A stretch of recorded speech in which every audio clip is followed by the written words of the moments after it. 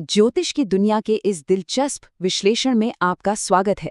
देखिए, आज हम एक ऐसी रहस्यमयी शक्ति को डिकोड करने वाले हैं जिसे लेके अक्सर बहुत गलत फहमियां रहती हैं। जी हाँ, हम बात कर रहे हैं केतु की। लोग अक्सर केतु का नाम सुनते ही घबरा जाते हैं, है ना? इसे बस एक नेगेटिव एनर्जी मान लेते हैं। लेकिन सच तो ये है कि आज की हमारी ये चर्चा इस पुरानी धारणा को पूरी तरह से पलट कर रख देगी। केतु असल में एक बहुत ही सीक्रेट, एक गुप्त ऊर्जा है। अगर हम इसके काम करने के तरीके को समझ लें तो विश्वास मानिए, इसके जादुई परिणाम देखकर आप हैरान रह जाएंगे। चलिए, बिना देर किए शुरू करते हैं।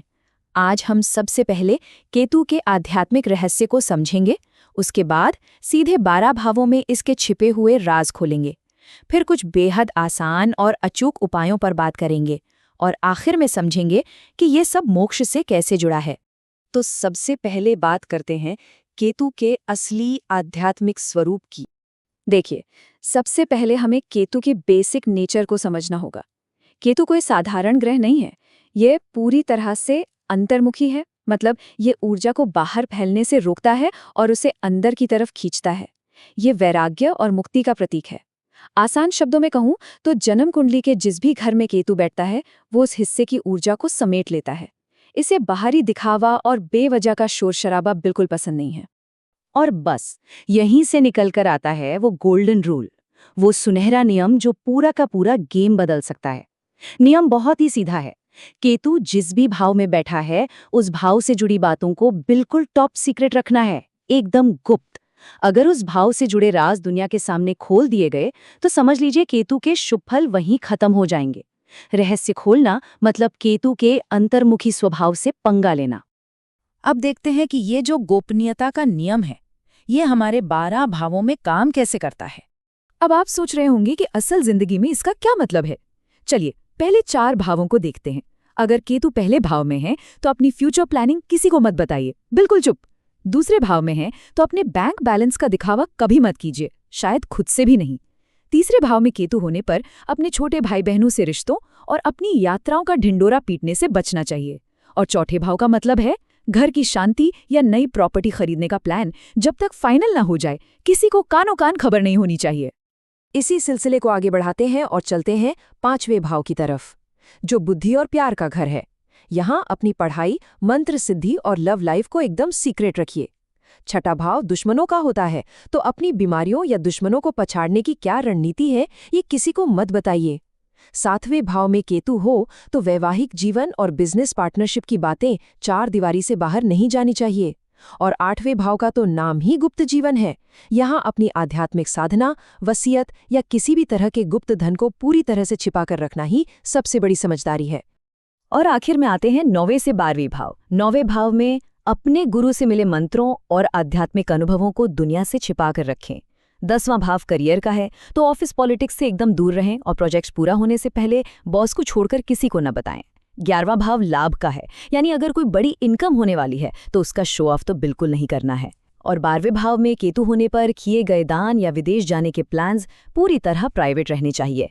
कुल मिलाकर बात यह है कि केतु के लिए चुप्पी ही सबसे बड़ा हथियार है। पर रुकिए, क्या हो अगर अनजाने में ये नियम टूट जाएं? अगर केतु अशुभ फल देने लगे या अचानक से लाइफ में बहुत ज्यादा कंफ्यूजन और मेंटल स्ट्रेस पैदा कर दे, तो ऐसे में हमें क्या करना चाहिए? घबराइए मत, इसका भी बहुत सटीक समाधान है। यहीं पर काम आते हैं कुछ बहुत ही अचूक और सरल उपाय जिन्हें आजमाना बेहद आसान है। देखिए, सबसे अच्छी बात यह है कि केतु को शांत करने के लिए कोई बहुत महंगे या भारी भरकम अनुष्ठान करने की जरूरत नहीं है। हमारी रोजमर्रा की छोटी छोटी आदतें ही इसका सबसे बड़ा उपाय हैं। पहला, काले और सफेद रंग के चितकबरे कुत्तों को मीठी रोटी या बिस्किट खिलाना बहुत ही चमत्कारी माना गया है। दूसरा उपाय, अपने घर के बुजुर्गों, खासकर दादाजी की सच्चे मन से सेवा करना और उनका आशीर्वाद लेना। और तीसरा, जो केतु के नेचर से बिल्कुल मैच करता है, दिन में कम से कम 15-20 मिनट का मौन रखना। लिटरली सिर्फ चुप रहना। ये एक छोटी सी आदत आपके दिमाग के सारे कंफ्यूजन को तुरंत दूर कर सकती है। इन प्रैक्टिकल उपायों के अलावा कुछ बहुत ही असरदार आध्यात्मिक तरीके भी हैं। शनिवार को काले तिल का दान करना बेहद फलदायी होता है। और एक बहुत ही इंटरेस्टिंग फैक्ट बताऊं, केतु के अधिपति देव भगवान गणेश हैं, जी हाँ, इसलिए गणेश जी को दुर्वा यानी घास चढ़ाना और ओम गंग गणपते नमः मंत्र का जाप करना केतु को बैलेंस करने का सबसे बेस्ट तरीका है। इसके अलावा किसी मंदिर की छत पर 2 रंग का, खासकर काला और सफेद, तिकोना झंडा लगाना भी एक बहुत ही सॉलिड उपाय माना गया है। कुछ और भी छोटे छोटे हैक्स हैं जो तुरंत राहत दे सकते हैं। अगर केतु का प्रभाव बहुत ही ज्यादा नेगेटिव हो रहा है तो किसी अच्छे ज्योतिषी की सलाह से कान छिदवाकर सोने की बाली पहनना काफी फायदेमंद होता है। सर्दियों के मौसम में किसी जरूरतमंद को काले सफेद रंग का चेकर्ड कंबल दान करना, ये भी एक कमाल का उपाय है। और हाँ, नियमित रूप से केतु के बीज मंत्र का जाप तो मन को अपार शांति और स्थिरता देता ही है। तो अब आते हैं इस पूरे चर्चा के सबसे गहरे हिस्से पर, मोक्ष और जीवन का सार। इन सारे नियमों और उपायों के पीछे का असली लॉजिक समझना बहुत जरूरी है। देखिए, केतु मोक्ष का कारक है। ये हमें दुनियादारी के मोह माया से आजाद करना चाहता है। सीधा सा फंडा है। जो इंसान अपनी सुख सुविधाओं का जितना कम दिखावा करता है और जो अपनी जड़ों से, अपनी आध्यात्मिकता से जितना जुड़ा रहता है, केतु उसे उतने ही शानदार और जादुई परिणाम देता है। दिखावा 0 और रिजल्ट्स इन्फिनिटी। यही तो केतु की असली ताकत है। तो केतु के इन सारे सीक्रेट्स, 12 भावों के नियमों और उपायों को समझने के बाद एक बहुत ही दिलचस्प सवाल हमारे सामने आता है।